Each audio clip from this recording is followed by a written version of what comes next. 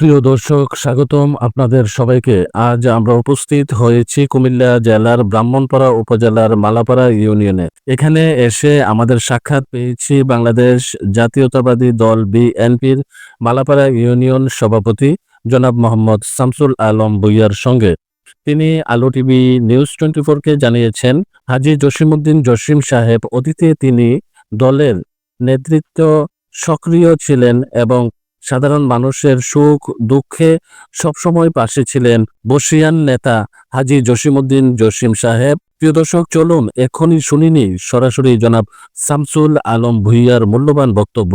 আপনাদের সঙ্গে ছিলাম আমি শাহিন খান রাহুল। ফেসবুকে আমাদের পেজটি ফলো করুন এবং সাথেই থাকুন নতুন ও নির্ভরযোগ্য সংবাদ পেতে।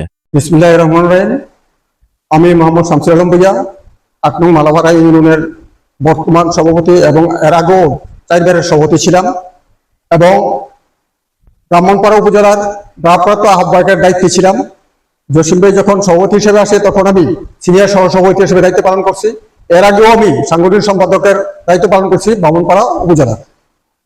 আমরা এখানে আসার পরে আমরা জসিম ভাইকে পেয়ে আমরা জসিম ভাইয়ের হাত ধরে আমরা এই পর্যন্ত আগে গেছি।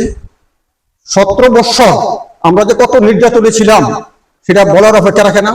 আমি আমার ওয়াইফ অসুস্থ ছিল, তখনও আমি অন্যের গড়ে গড়ে গিয়া লুকিয়ে ছিলাম পুলিশের ভয়ে, ফ্যাসিস্ট সরকারের ভয়ে। তখন আমাদের যে 2 বার করে আমাদের সম্মেলন করার জন্য আমরা চেষ্টা করছিলাম, পুলিশ এসে সেগুলি ভাঙ্গিয়ে চুরমার করে দিয়ে গেছে এবং আমাদেরকে অনেক ছেলেপেলের এই পেশে ঢুকেছে। আমরা চাই আগামী দিনে আমাদের বাংলাদেশ জাতীয়তাবাদী দল আমাদের এই উপজেলায় আমাদের যে জসিম ভাই দীর্ঘদিন ধরে আমাদের সাথে যেভাবে কাজ করেছেন, উনি বিভিন্ন মানুষ যদি মরছে ওইখানেও উনি ছিলেন এবং বিবেক নামে একটা ইয়ে করেছিলেন যে সময় নাকি মানুষের মরলে মানুষ মাটি দিতে যাইত না করোনার সময়, তখন তিনি এর মাধ্যমে বিভিন্ন জায়গায় এই মানুষকে দাফন করছে। পাশাপাশি বিশেষ করে আমার মালাপাড়া ইউনিয়নে উনি যে অবদান রেখেছে সেটা বিরল ঘটনা।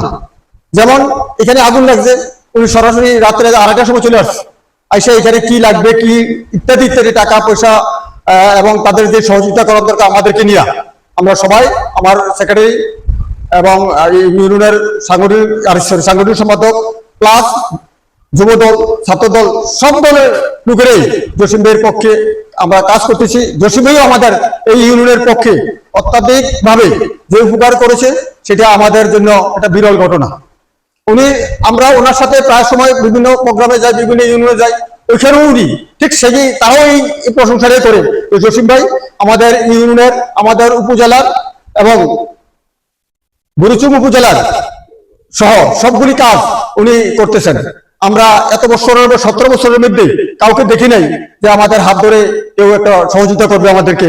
এই রাস্তাঘাট টোল কারবার ভাঙ্গা আমাদের এলাকায় ফ্যাসিস্ট সরকার আমাদের এগুলি একটাও করে নাই। যেহেতু আমি বিএনপি করছি বিদায় আমার বাড়ির পাশের রাস্তা গুলি প্রায় ভাঙ্গা চূড়া। তো আমরা জসিম ভাই যেভাবে কাজ করে, জসিম ভাই আমরা যে কোনো ব্যাপারে মানুষ মরলেও পাই, যেতে থাকলেও পাই, সুবিধাও পাই, অসুবিধাও পাই। উনি যে অসুবিধার কথা বললাম সেটা হইলো কারো যদি কোনোখানে উনি একটা অসুবিধা পড়ে আছেন, তো আমার যে কাজটা সেটা উনি যদি মনে করছে এটা গুরুত্বপূর্ণ বেশি, ওইখানে কাজ চালাই দিয়ে এখানে চলে আসছে, আর সে এখানে কাজে যেটা গুরুত্বপূর্ণ সেটাই উনি সমাধান দিচ্ছে। জসিম ভাইয়ের মতো নেতা পাইলে সারা বাংলাদেশ একটা আলোকিত বাংলাদেশ হিসেবে গড়ে উঠবে বলে আমি মনে করি। আমি আমার নেতা যিনি ভারপ্রাপ্ত চেয়ারম্যান তারেক রহমান, ওনার কাছে আমার অনুরোধ থাকবো, ওনার কাছে বারবার আমি অনুরোধ করবো উনি যেন যিনি এই এলাকায় আমার এলাকায় যিনি কাজ করছেন সব সময় আমাদের পাশে থাকছেন, যিনি নৌকা ফ্রি করে দিচ্ছেন, 10 টাকার নৌকা ভাড়া লাগবো, এই নৌকা ভাড়া পর্যন্ত ফ্রি করে দিয়ে কাজ করছেন জনাব জসিম সাহেব আমাদের বুড়িচুং ব্রাহ্মণপাড়ার যেইভাবে কাজ করছেন, উনি আমার মনে হয় আমার নেতা তারেক রহমান সাহেব ওনাকে আগামী দিনে নমিনেশন দিয়ে আমাদের এই এলাকার অসমাপ্ত যে কাজগুলি আছে সেই কাজগুলি করার জন্য উনি সহযোগিতা করবেন। আমরা জোর দাবি আমাদের নেতার কাছে, আমার নেতার কাছে যে জসিম ভাইকে যেন নমিনেশন দেওয়া হয়। জসিম ভাই সদস্য সচিব ছিলেন ডিস্ট্রিক্ট কমিটির দক্ষিণ জেলার। উনি যেভাবে আমাদেরকে নিয়ে কুমিল্লা, ঢাকা সবখানেই উনি বিচরণ করছেন, আমাদেরকে নিয়ে গেছে। আমরাও সবখানে সব সংগ্রামে, আন্দোলন সংগ্রামে ঢাকাতেও গেছি, কুমিল্লাতে বারবারই গেছি আমরা। এবং আমার মরুসুম ব্রাহ্মণপাড়া যেখানেই হয়েছে সেখানে জসিম ভাই, যেখানে দলের কোনো কর্মকাণ্ড সেখানে জসিম ভাই ছাড়া আমরা কারণে পাই নাই। বিদায় আমি অনুরোধ করব আমার নেতা জনাব তারেক সাহেবকে, আমাদের এই জসিম ভাইকে যেন আমরা আগামী দিনে নেতা হিসেবে পাই এবং আমাদের এমপি হিসেবে আমরা পাইতে পারি। এমপি নমিনেশন দিয়া আমাদের এলাকার অসমাপ্ত যে কাজগুলি আছে সেই কাজগুলি ওনারা যেন করায়, আমার সেই অনুরোধ রইল। আমি অনুরোধ করব বর্তমান যিনি আমাদের দেশের কর্ণধার ডক্টর মোহাম্মদ ইউনূস সাহেব, প্রধান উপদেষ্টা, উনি আমাদের যেই আকাঙ্ক্ষা, বিএনপির যে আকাঙ্ক্ষা, আমাদের যে আপনার যে কথা আগামী ফেব্রুয়ারি মাসের প্রথম সপ্তাহে আমাদের নির্বাচন দেওয়ার জন্য আমি অনুরোধ করব। এবং এই কারণে অনুরোধ করব যে আমাদের এলাকার আমাদের যে প্রত্যন্ত অঞ্চলে বাস করি, এখানে রোড ঘাট ভাঙ্গা, স্কুল কলেজ ভাঙ্গা, বিভিন্ন রকমের অসুবিধা আছে। আমরা চলাফেরা করতে পারি না, সাধারণ মানুষ চলতে খুব কষ্ট হয়। আমরা অনুরোধ করব, আপনার একজন নির্বাচিত সরকার যদি আসে, আমরা তার কাছে আবেদন করব, একজন এমপি আমার কাছে থাকবে, তার কাছে আবেদন করব, উনি আমাদের বিভিন্ন কাজকর্ম দেখাশোনা করবে এবং সুন্দর সুশৃঙ্খল ভাবে সংস্কার করবে, যাতে মানুষ চলাচলে কোনো কষ্ট না হয়। পরিশেষে মরহুম প্রেসিডেন্ট যেভাবে স্বাধীনতা ঘোষণা করে এই দেশকে স্বাধীন করেছিলেন, ওনার রুহের মাগফিরাত কামনা করছি।